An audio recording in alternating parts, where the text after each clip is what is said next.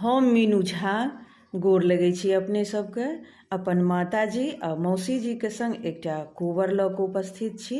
कोशिश करै छी अपने सबके नीक लागै। धन्यवाद। जय मिथिला, जय मैथिली। हार हारल पलंगे पर हे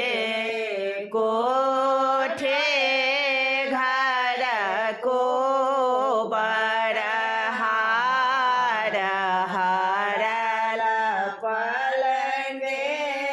पर हे कोठे घर को बर नहीं घर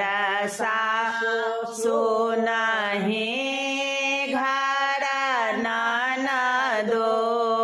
नहीं घर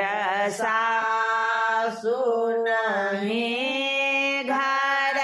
ननदो तोहि प्रभु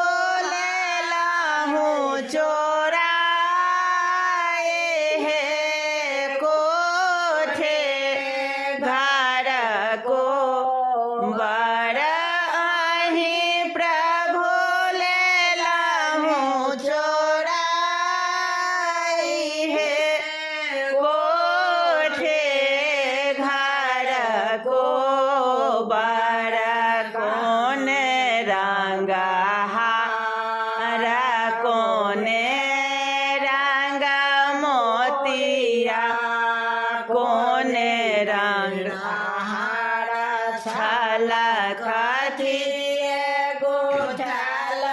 छल किनकर देलहा छल ग्रेमल हार हे कोठे घर को बर सोना के हार छल रेशम गुथल छल सोना के हार छल रेशम गुथल छल बाबा देला छल ग्रेमल हार हे कोठे घर को बर बाबा देला छल ग्रेमल हार हे कोठे घर को बर जाए बाने कानो जोने के जो काने आहे सोहागा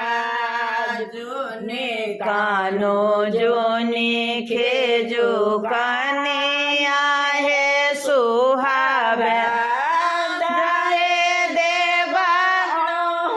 घेरा हार हे कोठे घर को बर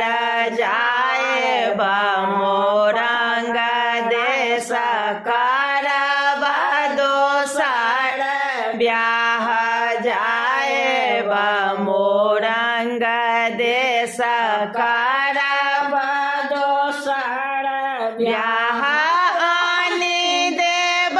सोती साथ हे कोठे घर को बर जोनी बहु मोरंग देश जोनी कारो दोसर ब्याह जोनी जाओ मोरंग देश जोनी कारो दोसर ब्याह